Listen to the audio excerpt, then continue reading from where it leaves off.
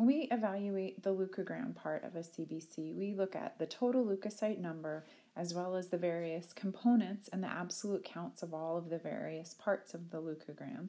And we characterize it both by the severity of changes, and then we actually interpret the entire leukogram or the various components.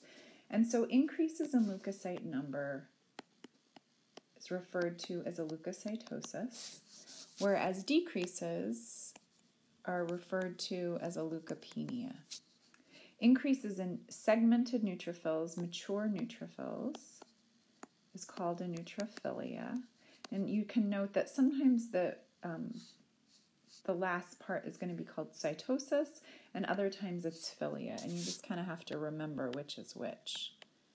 Neutrophils, when they're decreased, are called a neutropenia. Now, band neutrophils, they're immature, so they're not supposed to be in circulation, and so we don't appreciate decreases, but increases in bands or earlier forms of neutrophils is called a left shift.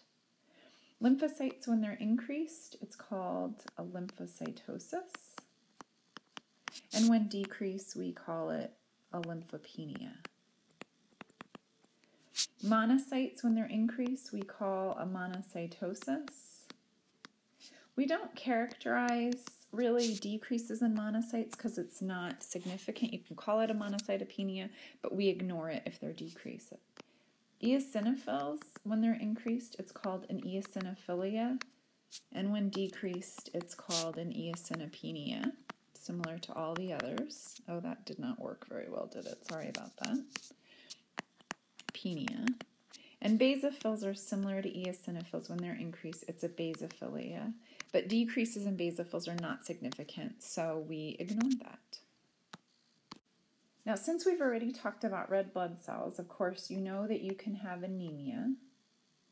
But if you also add in neutropenia,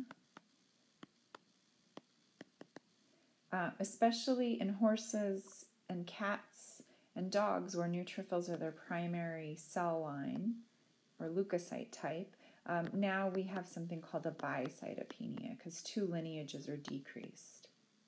And that can be due to various things, and we'll talk about that later on. So let me tell you about two different pages to kind of be cognizant of. One is the test yourself page on page 29 that gives you you can sort of test yourself and your ability to characterize leukocytes, and the answers are provided on that page.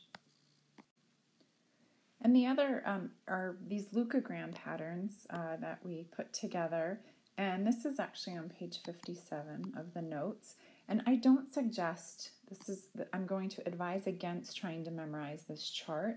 It will be meaningless to you and very easily to forget. This is just a guide to sort of help you understand when we talk about leukogram patterns.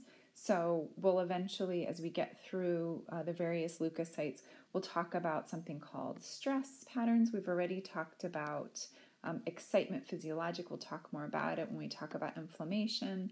And so this is just something general, but I wanted to introduce it so you know it's in there. If you're struggling, you can go to this page, but do not attempt to memorize this because you will just have an enormous headache from trying to do it.